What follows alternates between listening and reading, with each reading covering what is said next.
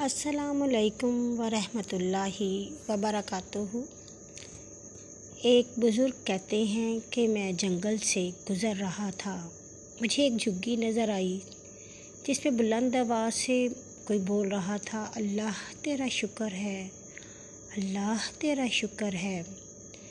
میں نے دل میں گمان کیا کہ اسے جنگل سے کوئی خزانہ ملا ہوگا، میں دیکھوں تو صحیح کہ یہ بندہ کیوں شکر ادا کر رہا ہے۔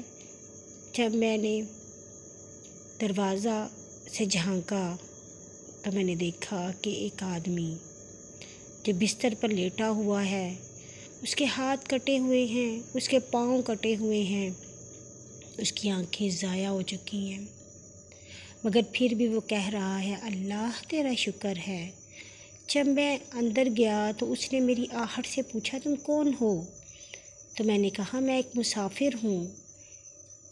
جب مجھے تمہاری آواز آئی تو میں نے سوچا کہ میں دیکھوں تو صحیح کہ تم اللہ کا اتنا شکر کیوں ادا کر رہے ہو، لیکن جب تمہاری حالت دیکھی ہے تو میں تو گھبرا گیا ہوں کہ تمہارے نہ ہاتھ پاؤں ہیں نہ آنکھیں ہیں، پھر بھی تم شکر کر رہے ہو، تمہارے جھگی میں کوئی کھانے کی چیز بھی نہیں ہے۔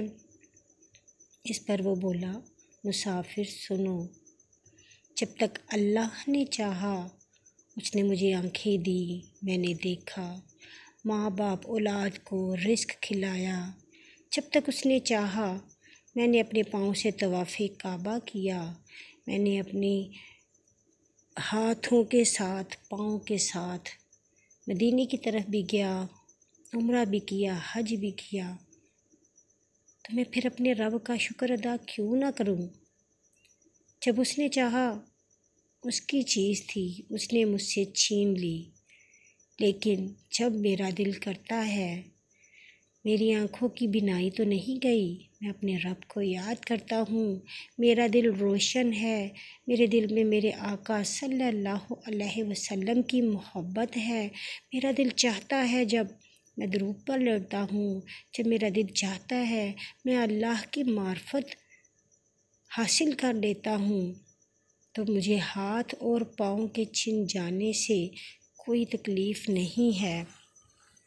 اور پھر کہا کہ جیسے قرآن پاک میں فرمایا گیا، ایمان لے آؤ اللہ پر اور رسول پر اور اس نور پر بھی جو نور والے کو عطا کیا گیا ہے۔ کیا ہم سچ میں ایمان لے آئے ہوئے ہیں؟ ہم صرف اللہ کا حکم تب مانتے ہیں جب ہمارے پاس سب کچھ ہوتا ہے، جو ہمارے پاس کوئی ایک بھی نعمت چلی جاتی ہے تو ہم اللہ کی ناشکری کرنا شروع کر دیتے ہیں اور ان تمام نعمتوں کو بھول جاتے ہیں جو ہمارے پاس موجود ہیں، جو ہمارے رب نے ہمیں دی ہوئی ہیں۔ اللہ ہی عزت دیتا ہے، اللہ ہی ذلت دیتا ہے، اللہ جو چاہے وہ کر سکتا ہے۔ ہمیں اللہ کی کرم نوازی کو دیکھنا چاہیے، ہمیں اپنے اللہ کی رحمت کو سوچنا چاہیے۔ آپ کو ایک واقعہ بتاتی ہوں کہ کراچی میں ایک بہت امیر دنیا دار انسان تھا، بہت امیر تھا، فیکٹریوں کا مالک تھا۔ وہ رات کو ٹائم سے سو جاتا کہ صبح اٹھ کر ملازمین کے پاس جا کے کام کروانا ہے۔ ایک بار اسے رات کو نیند نہیں آ رہی تھی، وہ بڑا بے چین تھا۔ اس نے سوچا ڈرائیور سو چکا ہے تو میں میڈیکل سٹور سے نیند کی گولی لے آتا ہوں۔ جب وہ مسجد کے پاس سے گزرا تو اسے گڑ گڑانے کی، رونے کی، سسکیوں کی آواز آئی۔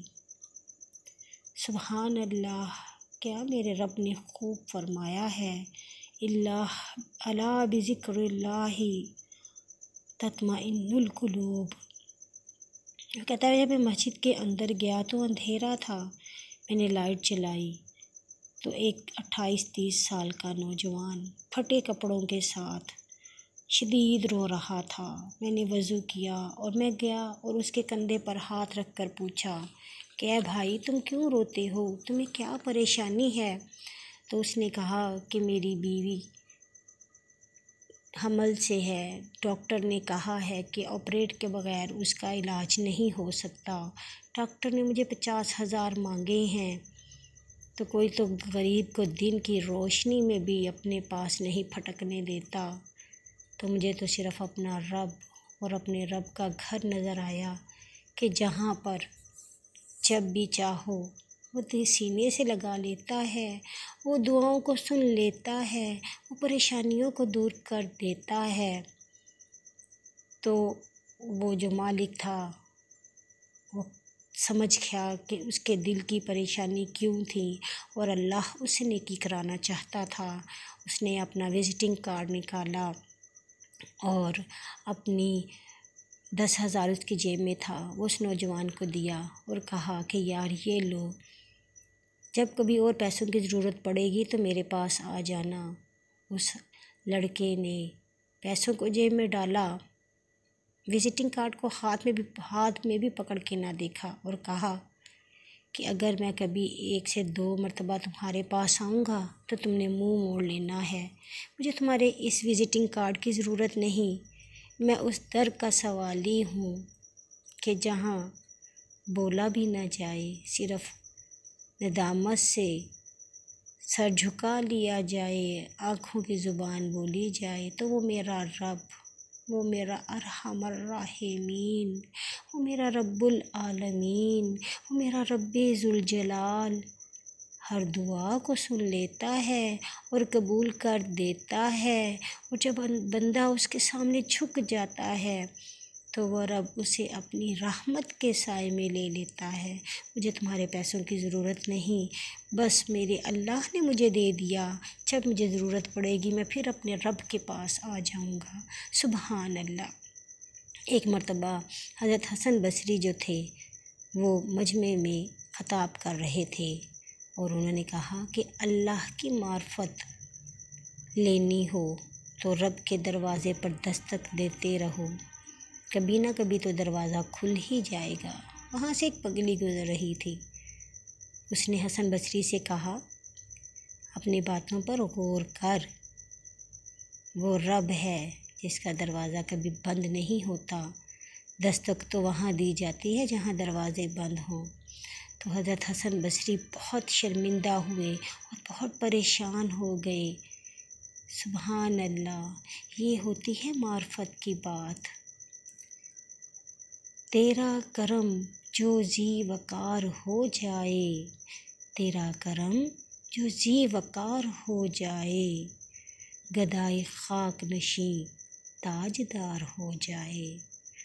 کرشمے اس کی کریمی کے دیکھنے ہوں اگر،